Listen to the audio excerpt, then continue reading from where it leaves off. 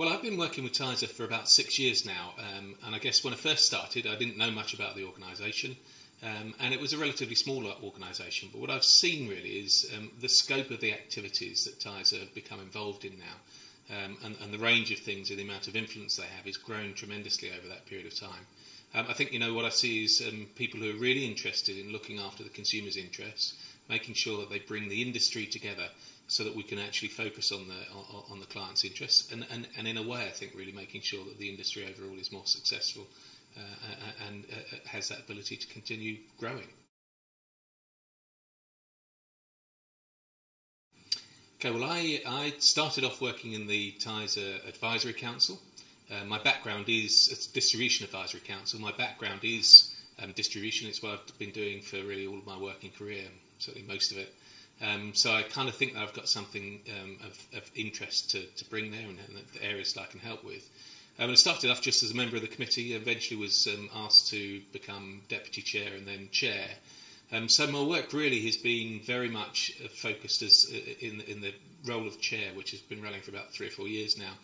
It's been pretty well focused on the RDR. There's lots of other things that we've covered, but the RDR and the implementation of the RDR has been really the key thing that's kept us busy. And there's no doubt there's a lot of fallout from there, a lot of things that we've been discussing. But I think, the key thing that now that we're kind of looking forward from the RDR has been implemented, and most companies are kind of dealing with it and coping with it, is to make sure that we can fill this gap now that's created in the mass market, where it's going to be difficult for those clients, those consumers in that area, to find the right kind of advice at a price that they're prepared to pay, and also for the industry to be able to deliver the advice to that marketplace. So it's continuing to search for new ways of distribution. Technology is going to be a really key thing, I think, in that space.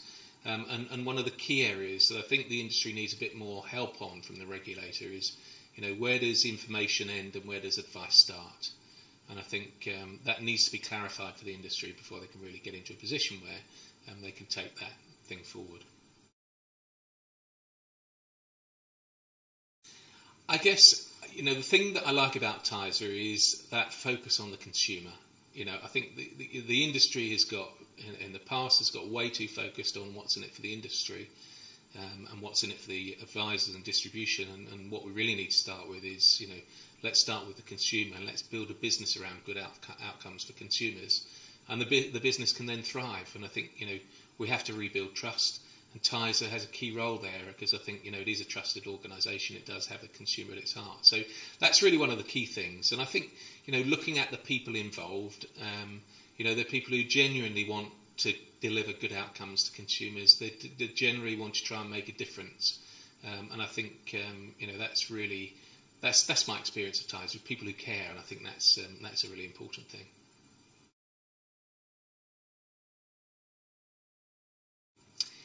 Okay, well, I think, as I've said, what we've seen is TISA's growing influence in the marketplace. It speaks for the industry. It doesn't, if you talk to the IMA, you get the IMA's view. If you talk to the LOA, you get the LOA's view. When you talk to TISA, you get really a cross-reference from across the marketplace. And that ability to talk for the market and therefore engage with regulators and engage with government is really pretty crucial. And I think we have a key role to play there. The big thing, I think, within Distribution Advisory Council, we're going to continue looking for, ways that we can serve the mass market.